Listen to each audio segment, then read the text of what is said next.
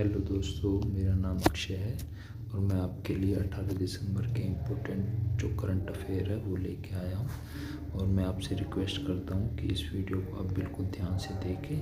और आप भी आजकल देख रहे हैं कि हर एग्ज़ाम में जो करंट अफेयर का पोर्शन है वो बढ़ता ही जा रहा है। तो मैं बस यही बोलूँगा कि आप इस वीडियो को एकदम अच्छे से देखें और वीडियो अच्छी लगे तो शेयर ज़रूर करना और चैनल को सब्सक्राइब करना। और ये जो वीडियो है आपके लिए सभी एसएससी के एग्ज़ाम, यूपीएससी के एग्ज़ाम, यूपीपीसीएस के एग्ज़ाम, एचएसएससी के एग्ज़ाम और जितने भी स्टेट एग्ज़ाम हैं सबको कवर करेगा। तो आपको इसके बाद करंट अफेयर से डरने की ज़रूरत नहीं पड़ेगी। मैं आपको हमेशा करंट अफेयर में मदद करूँगा। तो चलो दोस्तों, अब हम अपने क्वेश्चनों की तरफ आते हैं। और मैं आपको बता दूं, आपको इस वीडियो के बिल्कुल भी नोट्स बनाने की ज़रूरत नहीं है। बस आप डेली एक बार जो डेली करंट अफेयर वाली वीडियो होती है इनको एक बार नज़र से निकाल दें। और जब मैं मंथली और वीकली करंट अफेयर दूंगा तो उसमें ये सारा कवर हो जाएगा। तो आपको बिल्कुल भी नोट्स बनाने की ज़रूरत नहीं है। टाइम वेस्ट ना करें, बस एक बार देख लें। चलो, तो अब हम बिना देरी कर अपने क्वेश्चन स्टार्ट करते हैं। तो हमारा पहला क्वेश्चन है, नवंबर 2025 के लिए आईसीसी पुरुष प्लेयर ऑफ द मंथ किसे चुना गया? तो इसका सही आंसर होगा सी। इसका सही आंसर है सी, साइमन हार्मर। और ये साउथ अफ्रीका के ऑलराउंडर है, ये भी याद रखना।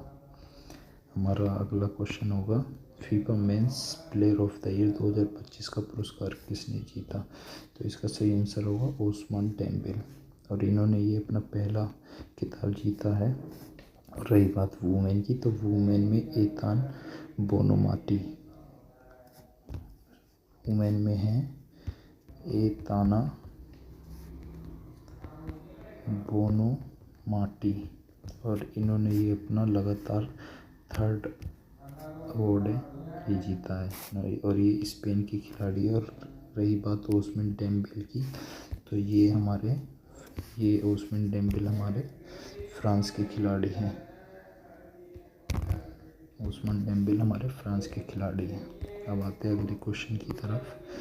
तो एशियाई विकास बैंक एडीबी ने किस परियोजना के लिए 240 मिलियन अमेरिकी डॉलर का लोन मंजूर किया है?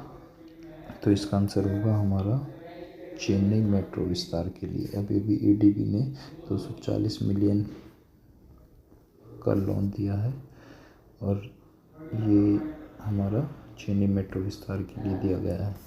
और रही ईडीबी की बात, तो ईडीबी की बात करते हैं। तो ईडीबी की जो स्थापना है वो 1966 मनीला में हुई थी। मनीला फिलीपींस में हुई थी। और इसमें वर्तमान में जो देश हैं वो 68 देश है। और जब इसकी स्थापना हुई थी तो 31 देश थे उस टाइम। तो ये भी बहुत ज़रूरी तो याद रखना। अब आते हैं हम अपने चौथे क्वेश्चन की तरफ। किस देश ने संपूर्ण राष्ट्रीय व्यंजन को यूनेस्को की अमृत संस्कृति विरासत का दर्जा मिला है? तो ये मिला है इटली को। इटली की एक डिश है जिसका नाम है इतालवी। तो उसको ये यूनेस्को में शामिल किया गया है, तो इसे याद रखना। और रही बात यूनेस्को की, तो यूनेस्को की स्थापना 1945 में हुई थी। यूनेस्को की स्थापना पवित्र रूप से 1945 में हुई थी। ठीक है। और अब आते हैं हम अपने अगले क्वेश्चन की तरफ। ये बहुत इम्पोर्टेंट क्वेश्चन है, इसे आप बिल्कुल मत भूलना। इथियोपिया ने प्रधानमंत्री नरेंद्र मोदी को कौन सा सर्वोच्च सम्मान प्रदान किया है? तो इसका सही आंसर होगा ग्रेटर ऑनर निशान ऑफ इथियोपिया। ग्रेटर ऑनर निशान ऑफ इथियोपिया। और ये प्रधानमंत्री का 25वां विदेशी अवार्ड है, ये भी याद रखना। दोस्तों, जो भी इम्पोर्टेंट लगेगा वो मैं आपको साथ के साथ बताता हुआ चलूँगा। अब आते हैं हम अपने छठे क्वेश्चन की तरफ। भारत ने हाल ही में कौन सी स्वदेशी परियोजना माइक्रो प्रोसेसर लॉन्च किया है? तो अभी पूरा भारत द्वारा बनाया गया जो माइक्रो प्रोसेसर है वो करा है ध्रुव 64। और ये सीडेक पुणे द्वारा बनाया गया है। सीडेक पुणे द्वारा बनाया गया है और ये बिल्कुल याद रखना। अब आते हैं हम अपने 7वें क्वेश्चन की तरफ। आईपीएल में अब तक के सबसे महंगे विदेशी खिलाड़ी कौन बने हैं? तो अभी अभी आईपीएल में कैमरन ग्रीन, ये ऑस्ट्रेलिया के ऑलराउंडर हैं। कैमरन ग्रीन ये ऑस्ट्रेलिया के ऑलराउंडर है। अभी अभी ये 25 करोड़ 20 लाख रुपए में बिके हैं। आते हैं 8वें क्वेश्चन की। राष्ट्रपति द्रौपदी मुर्मू ने परमवीर दीर्घा का उद्घाटन कहाँ किया है? तो अभी भी राष्ट्रपति द्रौपदी मुर्मू ने राष्ट्रपति भवन में परमवीर दीर्घा का उद्घाटन करा है और इसमें जो भी हमारे परमवीर चक्र के 24 विजेता है सबकी तस्वीरें लगाई गई है। ये क्वेश्चन याद रखना बहुत ज़रूरी है। अब आते हैं अपने 9वें और ये मोस्ट इम्पोर्टेंट क्वेश्चन है। ऑस्कर अवार्ड 2026 में किस भारतीय फिल्म को सर्वश्रेष्ठ अंतर्राष्ट्रीय फीचर फिल्म श्रेणी के लिए शॉर्टलिस्ट किया गया है? तो अभी अभी होम बाउंड जो भारतीय फिल्म है इसको ऑस्कर के लिए नामित किया गया है। और मैं आपको इसके बारे में जो इम्पोर्टेंट डिटेल है वो बताऊंगा, ज़रूर याद रखना। इसके जो निर्देशक है वो है नीरज धायवान। क्या है? नीरज धायवान। और इसमें जो एक्टर है वो ईशान खट्टर और विशाल जेठवा है। ईशान खट्टर और विशाल जेठवा, ठीक है। और ये जो फिल्म है ये जो हमारे भारत का युवा है उसके आकांक्षा और जिम्मेदारियों को प्रस्तुत करती है। और पहली बार जब ऑस्कर दिया गया तो वो दिया गया 1929 को दिया गया था। और बात करते 2025 के ऑस्कर की। 2025 का जो ऑस्कर है वो दिया गया एनोरा फिल्म को। एनोरा फिल्म को 2025 का दिया गया था। ये क्वेश्चन भी पूछा जा सकता है तो इसे याद रखना। और इसके जो एक्टर हैं वो है एड्रियन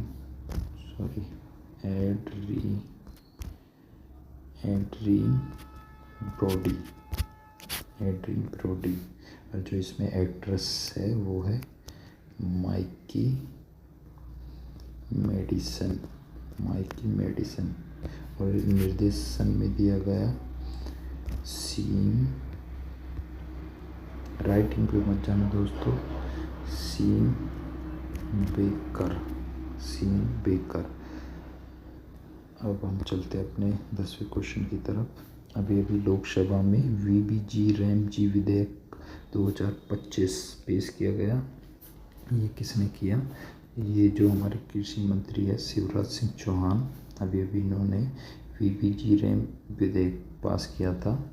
और इसकी अगर फुल फॉर्म भी पूछी जा सकती है तो मैं आपको बता दूँ VBG-RAM, ठीक है दोस्तों। तो इसकी फुल फॉर्म होगी विकसित भारत गारंटी फॉर रोजगार एंड आजीविका मिशन। तो लिख दो ये भी यहाँ पे, इसका विकसित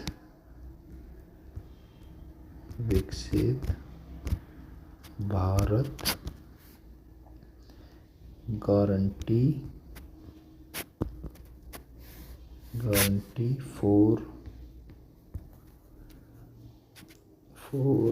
रोजगार एंड आजीविका मिशन। आ भी नहीं रहा दोस्तों ये तो यहाँ पे कोई नहीं, मैं एक बार बोल के बता देता हूँ। विकसित भारत गारंटी फॉर रोजगार एंड आजीविका मिशन 2025। तो आप इसे याद रखना। ये मनरेगा की तर्ज पे प्रस्तावित किया गया है और इसमें 125 दिनों की रोजगार गारंटी दी जाएगी। 125 दिन की रोजगार गारंटी दी जाएगी। और इसमें सरकार ने कुल 95,000 करोड़ खर्च करने का जिम्मा लिया है, ठीक है। चलो अगले क्वेश्चन की तरफ चलते हैं। कोल इंडिया लिमिटेड का अध्यक्ष सह प्रबंध निदेशक CMD किसे नियुक्त किया गया?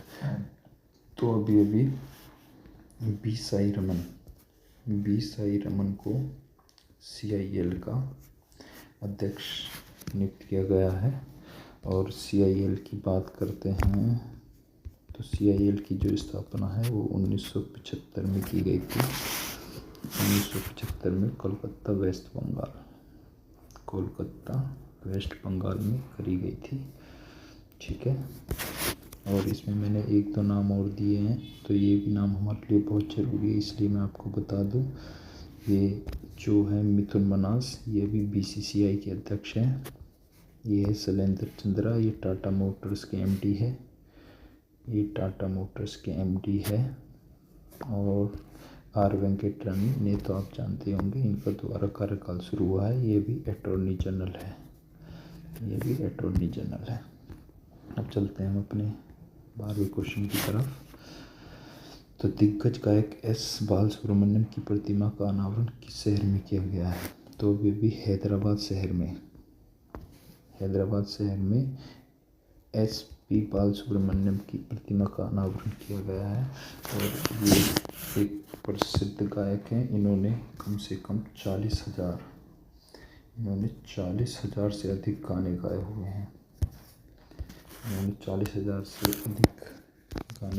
हैं। तो आप इसे ज़रूर याद रखना। अब हम आते हैं, इससे अगर हम बात करें तो इनके एक बार जो अवार्ड मिले हैं उन्हें भी ध्यान में रखते हैं। तो इन्हें पद्म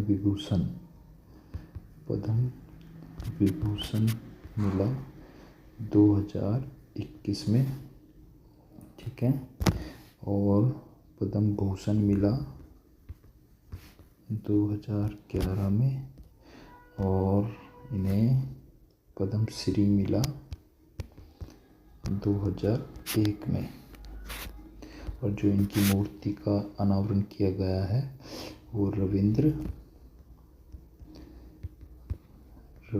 भारती परिसर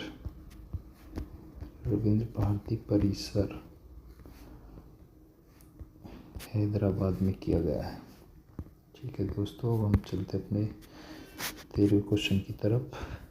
और ये मोस्ट इम्पोर्टेंट क्वेश्चन है। नवंबर 2025 में भारत की बेरोजगारी दर घटकर कितनी रहेगी? सॉरी, यहाँ प्रिंटिंग मिस्टेक है, यहाँ पे दर आएगा बेरोजगारी दर, और इसका सही उत्तर होगा 4.7। वैसे तो देख के तो लगता नहीं है, आजकल के युवा इतने बेरोजगार हैं और हमारी बेरोजगारी दर 4.7 है। और इसमें अगर हम अलग अलग बात करें तो जो ग्रामीण क्षेत्र है उसकी है 3.9 और शहरी क्षेत्र की है 6.5%। अब हम आज के अपने लास्ट क्वेश्चन की तरफ आते हैं। चिली देश के नए राष्ट्रपति कौन बने हैं? चिली देश के नए राष्ट्रपति बने हैं जोस एंटोनियो।